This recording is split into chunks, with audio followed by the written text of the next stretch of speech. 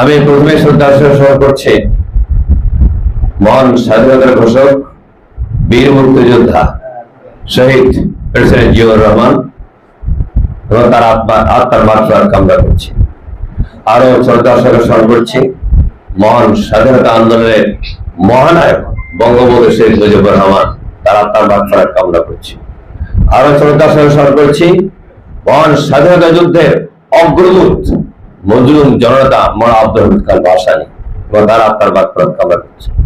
সেই সঙ্গে আমার সঙ্গে যারা যুদ্ধ করেছে, মহান স্বাধীনতার সংগ্রামে মুক্তিযুদ্ধ করেছে, যুদ্ধ করতে শাহাদাত বরণ করেছেন, আমাদের ফুলছড়ি গণকবর, সাগারা, মুক্তিনগর এবং রামনগরে যারা শুয়ে আছে তারা আত্মার মাগফিরাত কামনা করছি।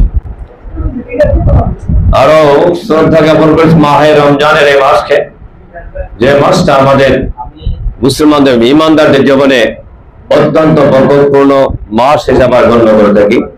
আমরা 71 সালে মুক্তিযুদ্ধ করেছিলাম। এই মুক্তিযুদ্ধ আসলে আমাদের বিএনপির সেক্রেটারি জনাব আব্দুল সালাম সাহেব বলেছে, আমাদের শুধু 71 এই যুদ্ধ শুরু হয় নাই।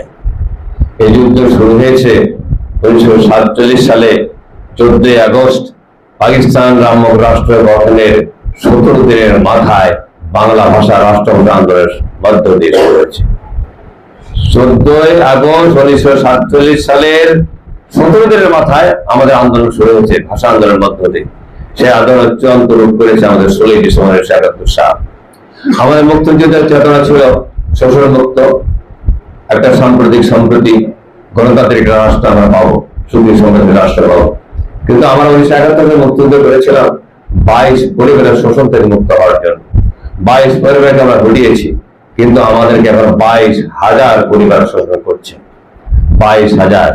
ওই 22 পরিবার সবাই ছিল নন বেঙ্গলি, দুইটা পরিবার বাঙালি ছিল, সবাই নন বেঙ্গলি ছিল। আর এখন 22,000 পরিবারের সবাই বাংলাদেশি আমাদের বুকের উপর বসে আমাদের শোষণ করছে। এর বিরুদ্ধে কোনো প্রতিবাদ করার ক্ষমতা আমাদের হচ্ছে না।